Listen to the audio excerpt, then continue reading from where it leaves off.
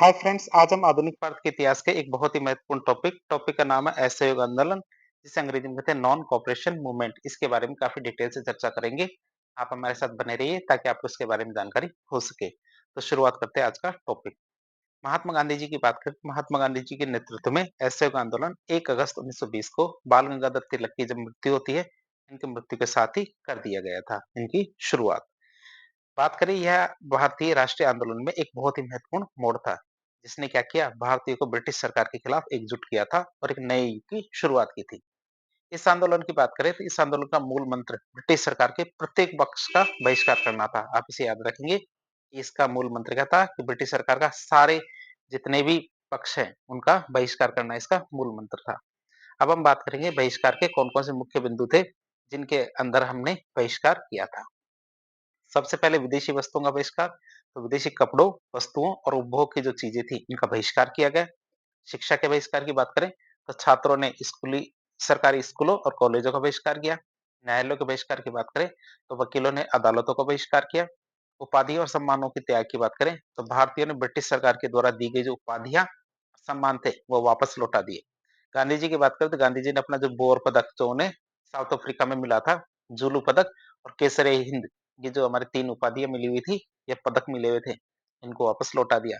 जमनालाल बजाज ने उनको जो राय बहादुर बहादुर की उपाधि मिली हुई थी, उसको छोड़ दिया। महात्मा गांधी जी ने घोषणा की थी कि ये आंदोलन एक के माध्यम से यदि ठीक तरह से चलेंगे, तो 1 वर्ष के भीतर स्वराज प्राप्त कर लेंगे। इस आंदोलन के दौरान क्या उन्होंने तिलक स्वराज कोष की भी स्थापना की थी। क्यों? क्योंकि तिलक जी की मृत्यु के दौरान ही इसकी शुरुआत की गई थी। इसका उद्देश्य क्या था? जो हमारे तिलक स्वराज कोष की बात करें, तो इसका उद्देश्य क्या था? आंदोलन के लिए धन जुटाना था। विदेशी वस्त्रों का बहिष्कार विशेष रूप से ज्यादा लोकप्रिय हुआ था, सभी ने इस चीज में योगदान दिया था। अनेक वकील थे जिन्होंने अपनी वकालत त्याग दी थी, और उनमें से कौन-कौन थे? हमारे चित्तरंजन दास, सी.आर. दास, मोतीलाल नेहरू, जवाहरलाल नेहरू, वल्लभ भाई पटेल, डॉक्टर राजेंद्र प्रसाद। इस प्रकार काफी दिग्गज दिग्गज जो हमारे वकील थे, उन्होंने अपनी वकालत छोड़ दी थी। अनेक जो स्वदेशी शिक्षण संस्थान थे, उनकी स्थापना की गई थी, ताकि बहिष्कार किए गए जो सरकारी संस्थान हैं, उनका विकल्प मिल सके। बच्चों की पढ़ाई तो छुड़वा नहीं सकते, बस अंग्रेजी संस्थान उनसे निकलवा के देशी या हमारे क्षेत्रीय जो संस्थान थे, उनमें उनका दाखिला कराएँ, नहीं हो तो नए-नए संस्थानों की स्थापना की गई। जैसे कौन-कौन? बिहार विद्यापीठ, काशी विद्यापीठ, गुजरात विद्यापीठ, जामिया मिलिया। तो इस प्रकार जो हमारे स्वदेशी शिक्षण संस्थानों की स्थापना की गई। हमारे सुभाष चंद्र बोस की बात करें तो सुभाष चंद्र बोस कलकत्ता नेशनल कॉलेज के प्रिंसिपल बन जाते हैं। और साथ ही साथ देखें तो ताड़ी की दुकानों पर भी धरना देना सबसे ज्यादा लोकप्रिय हुआ था, क्योंकि महात्मा गांधी जी ने ताड़ी की दुकानों पर धरना देने का जो कार्य है, ये आंदोलन के मूल कार्यक्रम का हिस्सा नहीं बनाया था, लेकिन फिर भी ये काफी ज्यादा लोकप्रिय होता है। ताड़ी मतलब शराब। असहयोग आंदोलन में गिरफ्तार होने वाले पहले नेताओं में से कौन थे? हमारे चित्तरंजन दास और उनकी पत्नी बसंती देवी। एक बार परीक्षा में आया हुआ था, असहयोग आंदोलन के दौरान सबसे पहले किनकी गिरफ्तारी हुई थी? तो आपका जवाब होना चाहिए, ये हमारे चित्तरंजन दास या सी आर दास थे, और उनकी पत्नी, उनका नाम था बसंती देवी। मोहम्मद अली को इस दौरान गिरफ्तार कर लिया गया था। मोहम्मद अली और शौकत अली, ये नाम आपने सुने होंगे। दोनों के दोनों खिलाफत आंदोलन से जुड़े हुए थे, तो उनको भी इसके दौरान गिरफ्तार कर लिया गया था। क्यों? क्योंकि असहयोग आंदोलन में हमारा खिलाफत आंदोलन जुड़ गया था। अब बात करें असहयोग आंदोलन के क्या-क्या कारण थे, रीजंस की बात करें, इसके कई कारण थे जिन्होंने असहयोग आंदोलन की पृष्ठभूमि तैयार की और इसे बहुत ज्यादा जरूरी बना दिया। जैसे सबसे पहली बात करें तो बड़े आंदोलन की आवश्यकता। स्वदेशी आंदोलन हमारे चला था 1905 से 1908 के बीच, और उसके बाद कोई भी बड़ा अखिल भारतीय जन आंदोलन नहीं हुआ था। ब्रिटिश नीतियों के खिलाफ असंतोष बढ़ रहा था, और इस बढ़ते असंतोष को एक संगठित अभिव्यक्ति की आवश्यकता थी, जिसके जरिए इसको कम किया जा सके। लखनऊ अधिवेशन का प्रभाव, तो 1916 का जो लखनऊ अधिवेशन था, उसमें नरम दल और गरम दल का विलय हो गया था, जिससे कांग्रेस में एकता लौटी और जनता की अपेक्षाएं उससे काफी ज्यादा बढ़ गई थी। होम रूल आंदोलन का आधार की बात करें तो होम रूल एक जो आंदोलन है, जो हमारे एनी बेसेंट और तिलक के द्वारा शुरू किया गया था, इन्होंने असहयोग आंदोलन के लिए एक मजबूत आधार तैयार किया था। इसने राजनीतिक चेतना का विकास किया और स्वशासन की मांग थी, इसको लोकप्रिय बनाया था। विभिन्न समितियों के निर्माण ने राष्ट्रीय आंदोलन को संगठनात्मक स्वरूप प्रदान किया था। जितनी भी समितियां बनी थी, तो समिति के निर्माण ने से क्या हुआ, राष्ट्रीय आंदोलन को संगठनात्मक स्वरूप प्राप्त होता है। बात करें होम रूल आंदोलन की, तो इसके परिणामों के कमी ने क्यों? क्योंकि इसके परिणाम ठीक तरह से नहीं निकले थे। इसकी कमी ने जनता में असंतोष पैदा किया, जिसने एक बड़े आंदोलन की आवश्यकता को रेखांकित किया और बताया कि आंदोलन तो होके रहेगा। फिर रौलट एक्ट का आक्रोश भी था। 1919 का जो रौलट एक्ट था, जिसे हमारे बिना वकील, बिना अपील, बिना दलील का कानून कहा था, हमारे किसने? मोतीलाल नेहरू जी ने। तो कहा था उन्होंने उसने क्या किया? भारतीयों में भारी असंतोष पैदा किया था। सिडनी रौलट की अध्यक्षता में ये एक्ट आया था। बात करें, इसने सरकार को बिना मुकदमे के लोगों को गिरफ्तार करने का अधिकार दे दिया था। जलियांवाला बाग हत्याकांड और हंटर कमेटी की बात करें, तो 13 अप्रैल 1919 के जलियांवाला बाग हत्याकांड ने भारतीयों को स्तब्ध मतलब चौंका दिया। इसके बाद हंटर कमेटी की जो रिपोर्ट आई थी, जिसमें क्या है, निर्दोषियों को अपर्याप्त दंड दिया गया, मतलब पर्याप्त दंड नहीं मिला, जिससे भारतीय जनता और भी ज्यादा नाराज हो जाती है। हमारे जनरल डायर है, उनको तो मान की तलवार भेंट की थी पंजाब के गवर्नर ने। बात करें 1919 की, तो 1919 के सुधारों में से असंतुष्टि, तो भारत सरकार अधिनियम जो हमारे 1919 का था, जिसे मोंटेग्यू चेम्सफोर्ड सुधार अधिनियम भी कहते थे, तो इससे भारतीय संतुष्ट नहीं हुए। क्यों? क्योंकि ये भारतीयों की वास्तविक शक्ति हस्तांतरित करने में विफल रहे थे। मतलब भारतीयों को जो स्वशासन की मांग कर रहे थे, उनको कुछ भी नहीं मिलता इसके जरिए। और सांप्रदायिक निर्वाचन को बढ़ावा दे रहे थे। क्यों? क्योंकि 1919 तक आते-आते हमारे सिख, एंग्लो इंडियन जो हमारे यूरोपीय है, इनको भी पृथक निर्वाचन दे दिया गया था।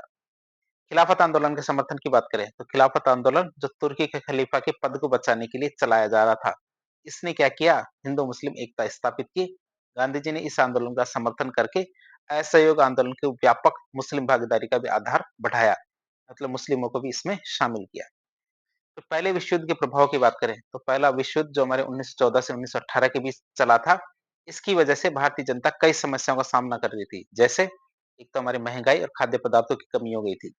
युद्ध के दौरान युवाओं को जेल सेना में जबरदस्ती भर्ती किया जा रहा था, लेकिन युद्ध के बाद उन्हें बेरोजगार कर दिया गया, अर्थात उन्हें सेना से हटा दिया गया।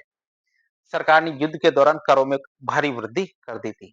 पहले विश्व युद्ध में अंग्रेजों की अनेक जगहों पे हार हुई थी, जिससे उनकी अपराजियता का भ्रम टूट जाता है।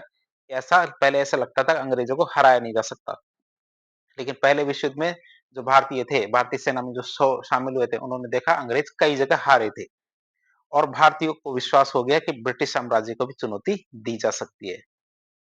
युद्ध की बात करें तो युद्ध में ब्रिटेन ने यूरोप में लोकतंत्र का समर्थन किया था कि यूरोप में लोकतंत्र होना चाहिए, लेकिन उसे भारत में लागू नहीं किया। क्यों? क्योंकि इसे दोगलापन कहेंगे। तो इस विरोधाभास से बुद्धिजीवी वर्ग निराश था कि ब्रिटेन सही नहीं कर रहा है। फिर गांधी जी का चमत्कारिक नेतृत्व, तो इस समय भारत को गांधी जी के रूप में एक चमत्कारिक नेतृत्व प्राप्त हो गया था, जिन्होंने सत्याग्रह और अहिंसा के नए सिद्धांतों के साथ जनता को एकजुट करने में उम, की क्षमता दिखाई थी। क्यों? क्योंकि उन्होंने चंपारण, खेड़ा और जो अहमदाबाद मिल सत्याग्रह था, इनको काफ़ी सफलतापूर्वक आयोजन किया आयोजन किया था। इस वजह से उनमें जो चमत्कारिक नेतृत्व सभी को दिखने लगा था। फिर कांग्रेस के अधिवेशन और असहयोग प्रस्ताव की बात करें। असहयोग आंदोलन को कांग्रेस का औपचारिक समर्थन 2 महत्वपूर्ण अधिवेशनों में मिला था और वो कौन-कौन से थे? एक तो हमारा कांग्रेस का विशेष अधिवेशन था। ये हमारे सितंबर 1920 में आयोजित किया गया था। कहाँ पे? कलकत्ता में। जिसके अध्यक्ष बनाए गए थे हमारे लाला लाजपत राय। बात करें अधिवेशन की, तो इस अधिवेशन में गांधी जी ने असहयोग का प्रस्ताव पेश किया था। चित्तरंजन दास, जिन्होंने क्या कहा? चुनाव के बहिष्कार का विरोध कर रहे थे। तो चित्तरंजन दास और लाला लाजपत राय ने इस प्रस्ताव का विरोध किया था। क्यों? क्योंकि कलकत्ता का जो अधिवेशन हुआ था, उसमें तय किया गया कि हम असहयोग करेंगे, जबकि उसमें क्या कहा गया कि हम चुनाव में भाग नहीं लेंगे। लेकिन हमारे कुछ नेता, जैसे हमारे चित्तरंजन दास और लाला लाजपत राय, ये 2 चीज़ों का विरोध कर रहे थे। चित्तरंजन दास तो कह रहे थे कि हम चुनाव का बहिष्कार का विरोध नहीं करेंगे। तो वहीं लाला लाजपत राय कह रहे थे, असहयोग आंदोलन के दौरान हम शिक्षा के बहिष्कार का विरोध नहीं करेंगे, मतलब शिक्षा का बहिष्कार नहीं करेंगे। तो उन्होंने इस प्रस्ताव का विरोध किया था। हालाँकि हमारे जो मोतीलाल नेहरू और अली बंधु थे, जो मोहम्मद अली और शौकत अली थे, इनके सहयोग से ये प्रस्ताव पारित हो जाता है। क्यों? क्योंकि अली बंधु तो हमारे खिलाफत आंदोलन से जुड़े हुए थे, उन्हें इससे कोई मतलब ही नहीं था कि चुनाव से, शिक्षा का बहिष्कार से, इनसे कोई मतलब नहीं था। उनका केवल मतलब तुर्की के खलीफा के पद का पुनर्गठन करना था या फिर उनके सम्मान को वापस लाना था। इसलिए उन्होंने समर्थन किया कि ये प्रस्ताव पारित हो, तो वो पारित हो जाता है। कांग्रेस के नियमित अधिवेशन की बात करें, रेगुलर सेशन ऑफ कांग्रेस की, तो ये हमारे दिसंबर 1920 में होता है, नागपुर के अंदर। इसके अध्यक्ष बनाए जाते हैं वी राघवाचारी।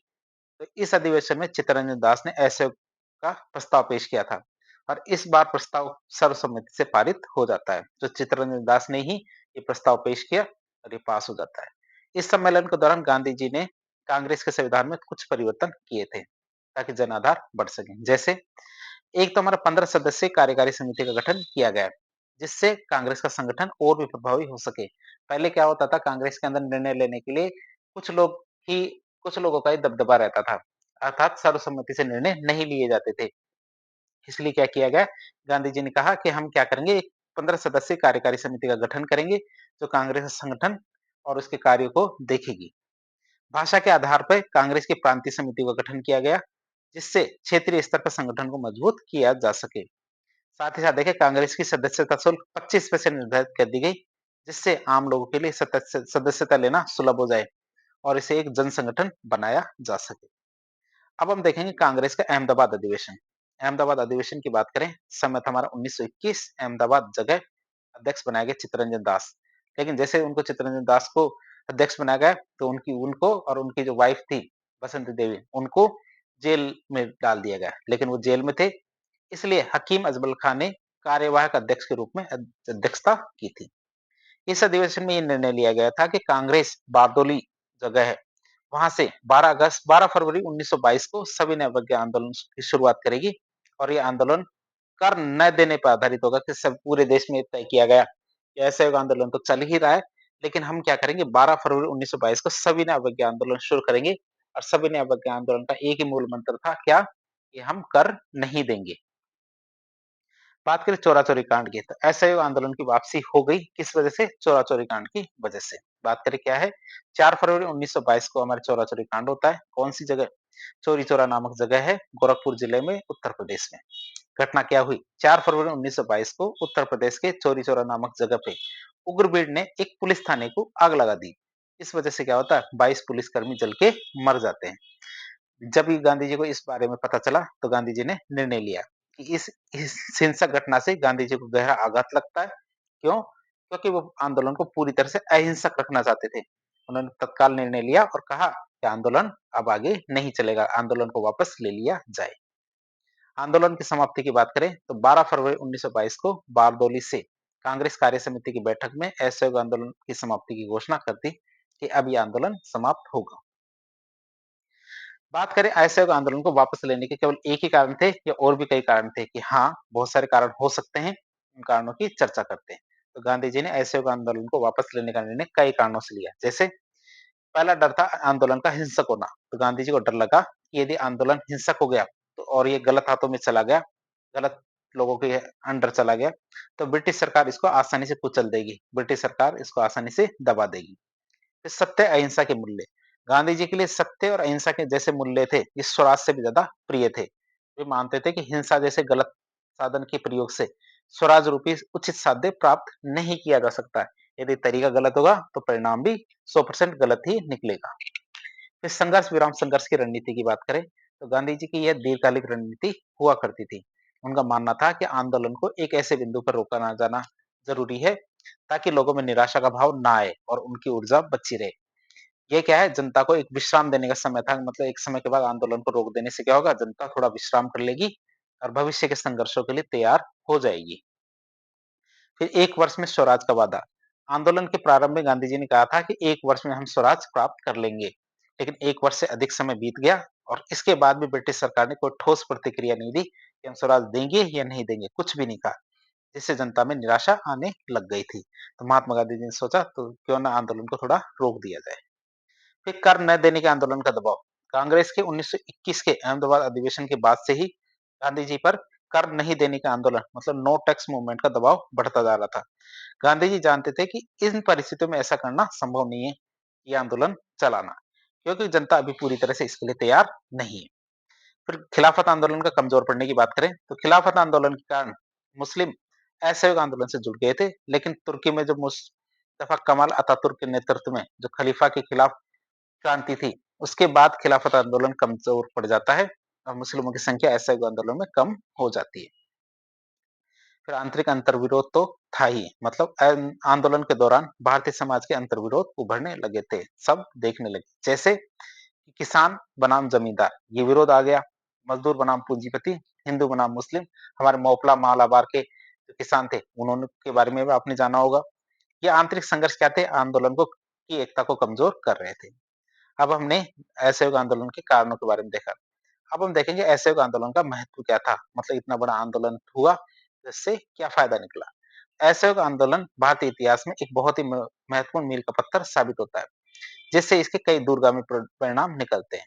जैसे पहला बड़ा आंदोलन था, ये भारत का पहला बड़ा जन आंदोलन था जिसमें सभी वर्ग, जिसमें छात्र, महिलाएं, किसान, मजदूर, बुद्धिजीवी सभी ने बढ़ चढ़कर भाग लिया था। फिर मुस्लिम भागीदारी की बात करें, इस आंदोलन से मुस्लिम बड़ी संख्या से जुड़े थे, जो हमारे खिलाफत आंदोलन के समर्थन के कारण संभव हो पाया था। इसके बाद क्या है, इसके बाद के आंदोलनों में इतनी बड़ी भारी मात्रा में मुस्लिम भागीदारी नहीं देखी गई थी। बात करें महिला भागीदारी की, तो असहयोग आंदोलनों में महिलाओं ने बड़े स्तर पर भाग लिया, जो हमारे भारतीय राष्ट्रीय आंदोलन में उनकी बढ़ती भूमिका को दिखाता है। व्यापकता की बात करें, तो यह आंदोलन क्या पूरे भारत में फैल गया, मतलब विस्तृत था, जिससे सिद्ध हुआ कि भारतीय जनता स्वतंत्रता के लिए एकजुट हो सकती है। ये महत्व निकल के आया। फिर नए-नए उपकरणों की बात करें, तो भारतीय राष्ट्रीय आंदोलन को सत्य, अहिंसा और सत्याग्रह जैसे जो नए और शक्तिशाली उपकरण थे, वो मिल गए थे और इसकी वजह से क्या है, गांधी जी के नेतृत्व को पहचान मिलती है। बात करें स्वदेशी उद्योगों को लाभ, तो विदेशी वस्तुओं का बहिष्कार करने से हमारे स्वदेशी उद्योग धंधे थे, उनको फायदा होता है और आत्मनिर्भरता की भावना बढ़ती है। स्वदेशी शिक्षा संस्थाओं की स्थापना की बात करें, तो अनेक स्वदेशी शिक्षण संस्थाओं की स्थापना की गई, जिससे हमारा राष्ट्रीय शिक्षा को बढ़ावा मिलता है।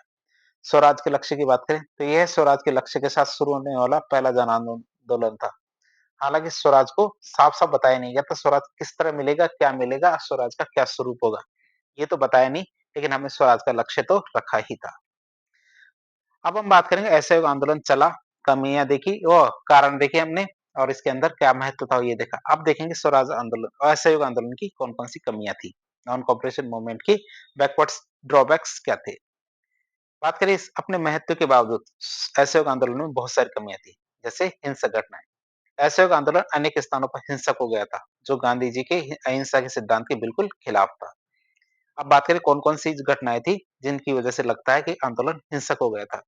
जैसे हमारा मोपला विद्रोह 1921 का, तो केरल में किसानों का जमींदारों के खिलाफ विद्रोह था, जिसने बाद में सांप्रदायिक रूप, मतलब मुस्लिम किसान थे, जमींदार नमूदरी ब्राह्मण हिंदू थे। 1921 में प्रिंस ऑफ वेल्स की यात्रा के दौरान बॉम्बे में दंगे हो गए थे। चोरी चौरा कांड तो देखा ही आपने, जिसमें आंदोलन को समाप्त करने का तात्कालिक कारण बन जाता है। फिर हिंदू मुस्लिम एकता का क्षणिक होना, हिंदू मुस्लिम एकता आंदोलन के आरंभ में ही स्थापित हुई थी, लेकिन कालांतर में समय के साथ तुर्की के खलीफा का पद समाप्त कर दिया गया, जिसके बाद मुस्लिमों की संख्या कम हो जाती है और ये एकता स्थायी नहीं रहती, मतलब कुछ समय के लिए ही थी ये एकता। फिर सांप्रदायिक स्वरूप की बात करें, तो असहयोग आंदोलन अनेक स्थानों पर सांप्रदायिक हो जाता है, विशेषकर मोपला विद्रोह में। तो सांप्रदायिक मतलब हिंदू मुस्लिम के दंगे शुरू। सीमित बहिष्कार की बात करें, तो सीमित बहिष्कार से में केवल वस्त्रों का ही बहिष्कार सबसे ज्यादा लोकप्रिय हुआ था।